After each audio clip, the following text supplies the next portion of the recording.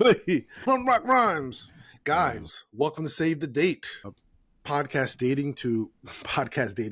podcast dedicated to giving you information about how to save the date. That's a nice little circular argument. Are we how-toing? Are we how-toing? We're how-toing, we're loving, we're learning, we're connecting. Do I have an echo? Nah, you sound good to me. Okay. Anyway, my game was a little up, guys. Anyway, back with another episode. I'm Heath. What up, y'all? This is Jamie O. And we're talking about... Go ahead, give us the title, Jay, because I always give the title. Yeah, the title today is Dating in Your Inner Voice. Listening to your gut. Trusting your instincts and intuition in romantic decisions. You know, this is funny because originally we didn't want to talk about this, but we ended up talking about it because I think Jay and I are very passionate about introspection and the importance and relevance of reflection to creating a successful life. Now, a successful life for Jay and I, just so we provide context, is not just about material opulence. It's really about finding the match between what you feel and what you feel called to and seeing that result in reality and working sometimes with reality to achieve your results, because as we all know, you'll encounter hindrances, you'll encounter setbacks, and you encounter obstacles. Sometimes those setbacks, obstacles will be external, but a lot of times they're internal. And when it comes to dating, there's a ton of internal setbacks. So it's important that you have a good practice of introspection and reflection to really listen, develop a good practice of listening to yourself. Because sometimes you want people to listen to you, but have you created the right practice and time to listen to yourself? And when you start to listen to yourself, you'll start to know when you're somewhat tripping and saying, nah, you know what? I have this issue. I'm a little OCD. I'm a little anxious. I can be antsy around these issues when I'm dating versus, nah, something's off and I can't pinpoint it. I can't articulate it. I can't write a whole disputation about it, but something's up and I got to blow the scene. I can blow this pop stick. I can blow this place. Gotta air it out. I got to get out of here.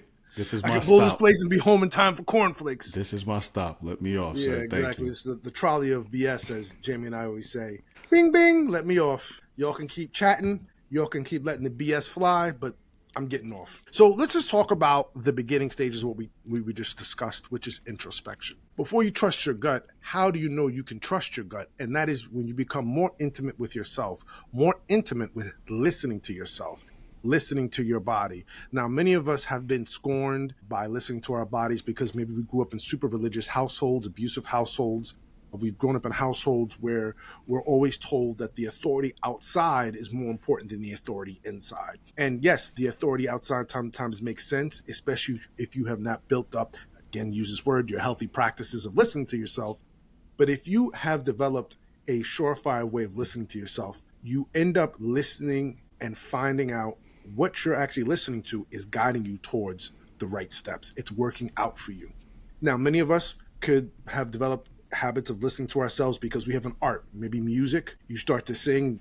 Jay's an amazing vocalist, and there's things he's had to do to listen to his body, listen to his voice, certain notes that he has to hit at a certain time when he's performing certain songs, or just a routine of showing up, being on time, and being a consummate professional. As a vocalist, he's had to learn what it means to extend himself professionally and vocally to get something done. And so doing that over and over again has made him and forced him to listen to who he is and what's going on in the inside and matching that to see, okay, let me stress test this reality to see what's happening. For me, a lot of my introspection came from writing. And when I was young, I used to be an MC in music and just also prayer, finding out ways in which I'm just always testing what I'm feeling against reality. And sometimes what you're feeling inside doesn't match reality. Sometimes it's a close, it kisses up against reality. And sometimes you feel like you're manifesting. I was just telling Jay this story the other day of how I have essential oils in my bag, and one of my rosemary oil, for some reason I woke up in the morning and I didn't put the cap on. It was all over my book bag.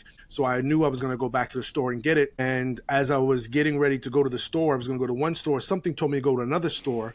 And on my way to going to that store, I had thought about this encounter I had with a guy who went to my school. I had never met him, but we're from the same school. We graduated the same college. And I thought about seeing him and how I saw him years ago and hadn't seen him again. Sure enough, I go to that store. I walk in to get these essential oils that open up my bag, and I bump into the guy I hadn't seen in 6 years. So again, there are ways that you become so intimate with yourself, you feel like you're actually manifesting reality as opposed to aligning reality. And if you think you're manifesting, that's fine, or you're aligning, that's fine.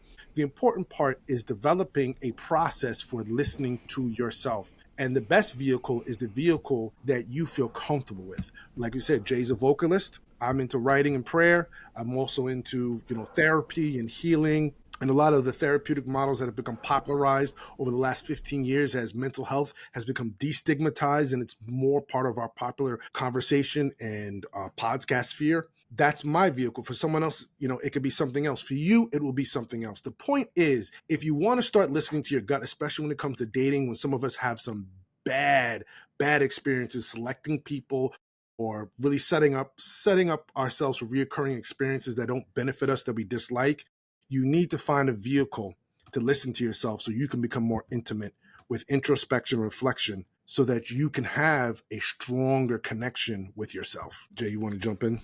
What do you think about introspection and reflection? Did I get your vocalist approach right? Yeah. I mean, it was actually something that I was thinking about, like maybe a few minutes into like what you were talking about, like whatever your vehicle is for listening to yourself. And I mean, I think I shared this with you before, but my vocal coach taught me very early on that like what I was doing initially when I got with him, he showed me that what I had really learned how to do was parrot other people, like parrot singers, what I heard on tape. And I was good at doing that, but I hadn't found my voice, like my interpretation of what the song, the melody, this vocal line was supposed to be doing. And it's like, that takes practice. Like you said, you got to get into a habit, a groove, a rhythm of listening to yourself, whatever that vehicle is. But yeah, no, you definitely got that part right. And I would say about introspection, it's one of those things that I think a lot of people have issues with today, because we're all looking to point the blame somewhere. Nobody wants to be held accountable for the wrong that happens.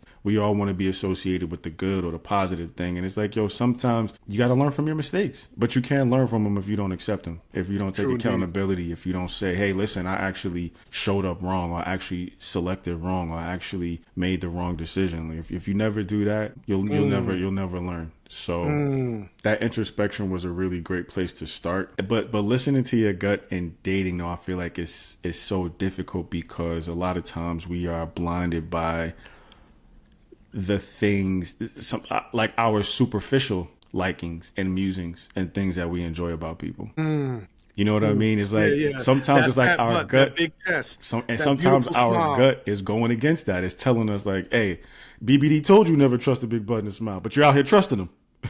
That is so true. You know what I'm saying? You trusted him. You trusted him to the point where you invested in the big butt. They told you not to trust it. Getting the BBLs. Exactly. You know what I'm saying? Paying financing these BBLs and stuff. You sit in the clinic like, so I pick her up in 5 hours, no sitting. She's got to lay down in the station wagon with the stomach down. Exactly. You know what I'm saying? Notes from the doctor. Like, But it's like sometimes those things are so strong, but your gut is telling you to go against that. And it's not always easy to go against your gut when, the superficial thing is there's a lot of instant gratification from that superficial thing you want, right? Yeah. The gut, I feel like, personally, I feel like our gut lives with eternally in view. Our gut just is something because we're part of our being is to self-preservation. So our gut is always going to tell us something that'll keep us alive, something that is going to keep us away from danger or from harm. But when you seeing that, like you said, that big butt, or you're seeing that handsome guy, that smile, or you're smelling that fragrance that just, oh my God. Heated seats in the bins. Hey, man. On a 20-degree night. Hey, man. Driving you home. Like, you know what? Heated seats change everything, homie. The 6'8", the King 6'8". You see that out on the street. Hey, it's nothing wrong with King 6'8", y'all. I'm not. The box braids? I'm not coming out at you, man. No. I love his content. His content's very interesting. It's this idea, this concept that like when you see it, you're fixed. And something in you obviously is drawn to that but it's a superficial drawing. You know what I mean? And this is what I'm saying. I think people's guts would probably be telling them, well, I think these ladies' guts were telling them something different after he rearranged them. After he secured the package. Yeah. The gut was probably telling you something. The gut was telling you something different. But no, you know what I'm saying. But like, I really feel like it's difficult sometimes. Buyer's remorse. It's difficult to do that because a lot of stuff in you initially is attracting you to things that are superficial. But sometimes you got to overlook that. You got to overlook that. I love what you're doing there. You're setting up the real tensions that exist between what you like versus what your gut's telling you. And sometimes you'll demonize your gut because you think your gut yourself is telling yourself you don't deserve this, this isn't for you, and it's not that. I'm not saying the packaging is wrong. I'm saying this packaging is wrong for you. This one. That for you clause is the big thing. Yeah, for you. For you. At this moment, at this time. And the most deceptive thing about not listening to your gut is what will happen is you won't listen to your gut and you think the shoe's going to drop immediately, but it doesn't. The situationship, the relationship, the talking phase continues to go somewhat well for a little bit. Almost to the point, man, I was tripping. I don't know what I was thinking about. Yeah, that person was straight. Yo, this is what I'm saying. Sometimes I over-dramatize things. Yeah, I dramatize things. And then, sure enough, right when you're getting comfortable, that shoe was like, oh, remember me? Hasta la vista, baby. And that shoe just drops. You thought I left, huh? Yes, the ending. The ending is like the final explosion scene in a '90s action film. Everything just implodes. Legit. And you're like sitting there in the ashes post explosion, like, oh, I really should have listened to my gut. And it's like a setup for, just like a major crash. It's not even like all right, you know when you catch yourself almost slipping, like, oh, caught myself. It's not like that. No, you fall. And you fall like the giant did in Jack and the Beanstalk. Like you just tumbling in the air for about shaking. 10 minutes. Yeah. Leave a dent in the earth. People come by. Legit. What happened here? What crater came in here? You sitting at the bottom, not wanting to get up. Like, you know what? I'll just lay down here for a second. Hopefully everyone will leave and I can just crawl out this hole with my dignity, my humanity intact. Bro, let me say something real quick. There is nothing worse than feeling that I knew I shouldn't have gave them that attention. I knew I shouldn't have gave them that time. Something told me. Something told me not to mess with. Bro, there's nothing like that feeling. I'm telling you, it's harder to get over situations when you have that feeling because your gut is constantly reminding you. You're talking about and lamenting scenarios and situations that you got into along the timeline of dealing with this person, and your gut is like, remember in the beginning, and then it goes silent, and then when the dust settles after the explosion and the walls come tumbling down, you like, none of this was necessary. Yep. Because I didn't have the intel on this person, but I had something internally, the prompt telling me like, hey, listen, it's nothing wrong with them, but to use your words, they just might not be right for you. In this time, at this juncture, this scenario might not be right for you. Yeah, it doesn't work for you. So just walk away. Yeah. Keep it peace and walk away. They took me out. I felt good. Yeah, they were so nice. Yeah, they were hitting the right words. Yep. Yeah. They got a degree. They get me. They get my love languages. They got a job. You checking they check all the boxes. All of the boxes. Ivy League school, great law degree, starting to get ready to start, become partner in the law firm. They know how to court. Got their own place. They know how to court right. Yeah, flowers. All of that. Yeah, they know how to listen to my business and tell me what I should do without, trying to make me feel less than. All the things most of us as human beings look for. You're just looking for a place. I had my cousin who once said, all human beings want to do, any environment they're in, is be successful in the environment they're in. And when a person makes you feel successful in a relationship or in a connected dynamic, you just more apt to stay and want to get more of it. Even if your gut's like, nah, son. Yeah. Don't do this. This is not for you. I know how you feel, but this is not right. And you stay. So I love the tensions that you surface between the superficial, and again, to go back to the superficial versus what we're attracted to. Again, superficial doesn't mean bad. We just mean what is just on the outside typically, or the pedigree that you may be attracted to, characteristics versus the inner voice. I want to say something else also about that inner voice that I think may be apropos to this conversation, which is giving yourself time once you've built that intimacy, once you're, especially in the tensions of weighing, superficial versus the, introspection, giving that inner voice time to breathe and talk to you. Because what happens is you're looking at the superficial, like you said, and the voice says something, you just shut it down, as opposed to, all right, let me dance with this voice for a little bit. Let me let the voice just do its thing. Am I cognizant of the voice when I'm with them? Is it, when we're on the phone? Is it when we're out together? Just give that voice time, because ultimately you want to know that you know that you know. We're not saying as soon as you hear the voice, cut them off. We're saying listen to that voice. And if that voice, now sometimes it's going to be cut it off right now. Sometimes it's just something you can't pinpoint. It's like, I don't know, something just seems like, oh man, it just on paper. And you'll have friends, if you're sharing your relationship with friends like we do, yo, what's wrong with you? This is good. They're in line with everything you said that you wanted. Yo, maybe you're just self-sabotaging, and you're going to have to get through all of that to allow your voice to say, nah, I'm front and center on the stage. Let me sing. Let me speak. Let me connect with you. And so just making sure you're giving that voice time to actually mature and to sing to you what is really going on. Now, you may just get to a point where you can never pinpoint what that person's about or why it doesn't work. That's fine.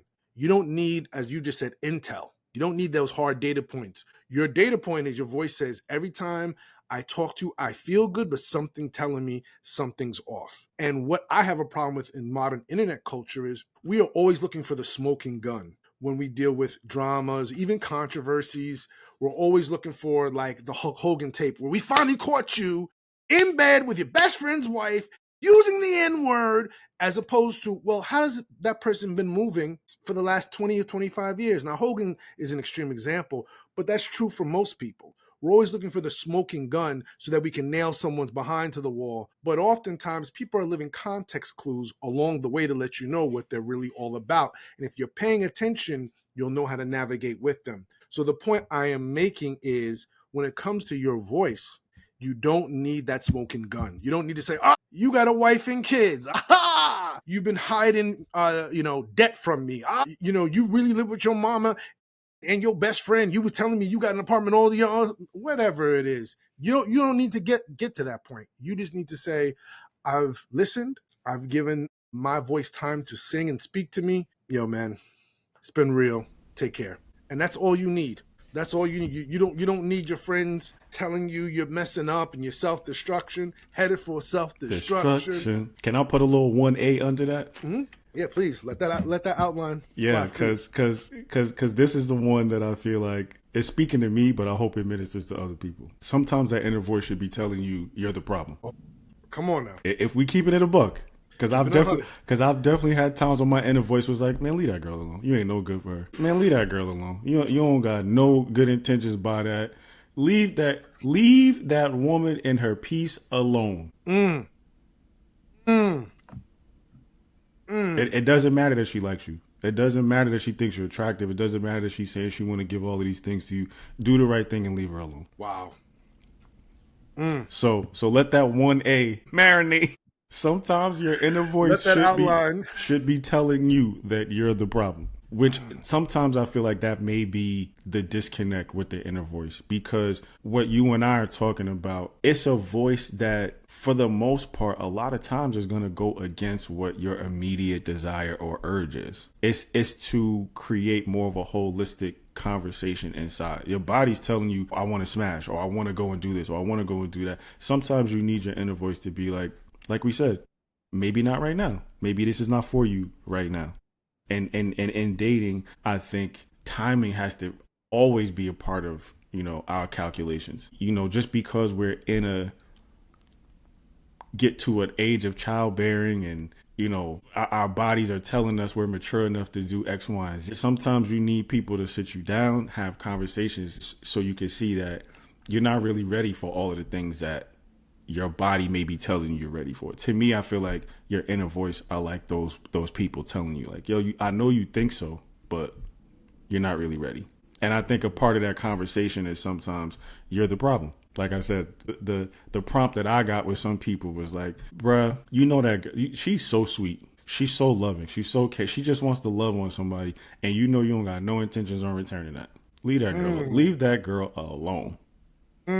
Let that breathe. Let that marinate. Open up the crock pot. Podcast. Yeah, exactly. Turn that over. Baste that a little bit. Yeah, because dead space in a podcast is just highly problematic to people. But I'm really moved by what you said because of a couple of reasons. One, it's always refreshing to hear people standing on accountability and responsibility, something that most of us avoid in this modern culture. Number two, just being a dude who has cousins, aunts, and just women in his life, just human beings in his life that he cares about. It's just refreshing to hear a dude say, hey, man, I just knew it wasn't right, so I walked off. Three, this is a lesson for everybody, women to men, men to women. she's and days. If you're hearing your inner voice telling you that you're not in alignment with that person's vision for themselves and their lives, Roll off. walk off. Roll off. As Dr. Regina Langley would say, can you afford me?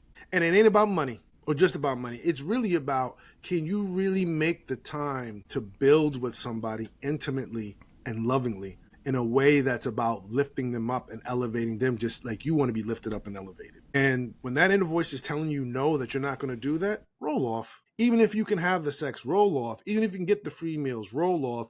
Even if you look good at your friend's wedding because you didn't want to go there alone because you were afraid of being seen as a single friend, roll off. Roll off. Because there's a myriad of reasons we plug people into our lives that are convenient for us, but it hurts other people. And we just don't listen to that inner voice. So that's the flip side of that. You said something the other day that really impacted me, which was, you're good in a situation, so then you think the situation is good. Because you feel good in a situation, then the situation, meaning everybody involved in whatever the situation is, I don't care if it's work, your house of worship, professional life, your friendships, your community, your network, because you're good, then everything's good. And when you said that, it hit me because that is how most of us look at our relationships. If I'm good, therefore the relationship's good. Never touching base with the other people or persons in that relationship or that scenario to see if they're okay too. The other way I heard it said is through Mike, who said, if you're making a decision and that decision only benefits you, that's the wrong decision. And now we're kind of moved from intuition and introspection to these aphorisms, right? Or these heuristics. And that's not to shift the conversation, but it's really to double down on your point, which was very moving to me, which is when your voice is telling you that you're the problem, take it seriously. You don't need to make an enemy out of your friends. You don't need to make an enemy out of other people. Sometimes the enemy is within and you just need to deal with it. It doesn't make you a bad person or the villain of anyone's story arc. It just means you need to be accountable to better behavior and better treatment of others and yourself. But in some scenarios, definitely others before yourself. And so what you said was just, wow. Can I personalize that real quick? Yep. Go ahead, please. It's and I mean, I've been sharing this with you over the last, 2 years or so, but that's partly the reason why I feel bad about getting a divorce. Because that decision was only about me and my feelings. Now, granted, at the time when I made it, I didn't know how to be in my situation feeling the way I did. But the decision to get divorced and to dissolve that marriage was simply to be able to pick up the pieces of my feelings. I wasn't thinking about anyone else. I felt like she had, drawn her line in the sand and this is what she was going to do and this is what she decided to be. And, I wanted to respect that, but I didn't see how I could be happy in that situation. Obviously hindsight is 2020. Your happiness is not the end all be all. Happiness is going to come and go. I could have had a lot more moments of happiness if I stayed, but now I'm, that's over. Yeah. And I've been able to pick up the pieces of my feelings, but sometimes I think about, what if neither one of us had to do that alone? What if we had each other to help each other pick up the pieces? I had to do it by myself. She had to do the same thing. But what if we had stayed together and, trudged that road together? Yeah. Yeah. You said something the other day in one of our private conversations that, towards the end, when you were getting divorced, you felt miserable, and you think that getting divorced, you would still feel good, but you still feel miserable, and so you have to manage that. Now the only difference is I got to manage that misery on my own. Mm-hmm. And that was a very profound statement to me, very profound, because oftentimes we think that these very stark, very deep decisions we can make that cut people off or kick people out of our life, ostracize people, are going to make us feel better, and you just feel worse. I was just watching Anthony Scaramucci on a clip Eric sent me, and he was talking about wealth. He's like, the paradox of wealth is you become super wealthy, but then you end up being alone. So you buy this big plane, you're flying on it by yourself. You get this big yacht, you own it by yourself. You get this 10-acre estate with this banging crib, you by yourself. Yeah, Shaq talked because about I live that. Mm-hmm. Shaq talked about after he got divorced, right? Mm-hmm. He cheated and he, divorced, and he's like, now I walk around the house, I turn left, kids' beds are empty. I turn right, kids' beds are empty. My bed is empty. And it's like, all for what?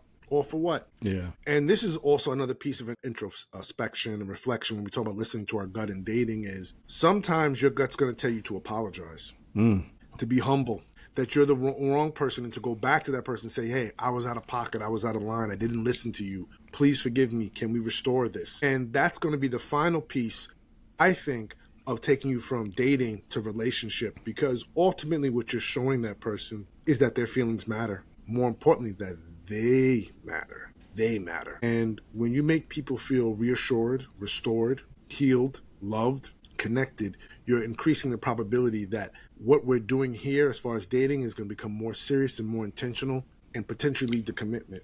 Now, there's other technical steps you can do along the way. There are other dating coaches you could speak to and listen to about that. That's not just our sole purpose here, but we do want to create a vision and a path for you to see, right, to dispel the darkness so you can see a clear vision how what we're saying today is going to be important for not only your personal evolution, but your evolution through dating. That if you want healthy friendships, you want healthy dating experiences, and potentially even greater commitments, right, or a commitment rather, it's going to rely on you listening to your voice, to deal with the scaries, but also to deal with the challenges that you bring and the challenging person you can bring, because everyone has an annoying personality. Everyone has quirks and idiosyncrasies that need to be managed. Yours do it as well. And if you're not taking inventory and not listening to yourself when it's like, yo, you know what?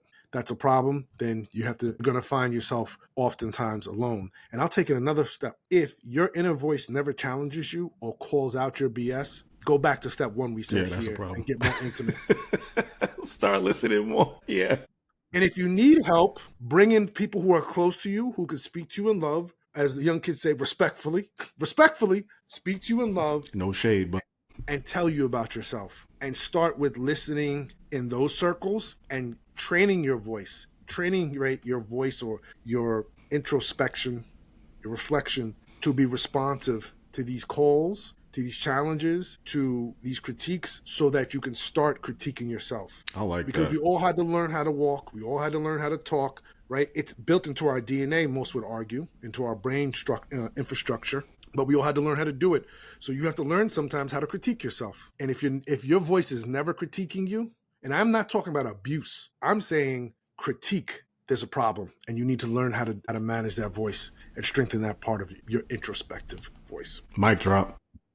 Yeah. Because on That said, that note, guys, it's always great connecting with you guys listening. Check us out on our socials at Save the Date Now, Instagram, TikTok, YouTube. Until next time, I'm Heath. I'm Jamie. Peace. Take care.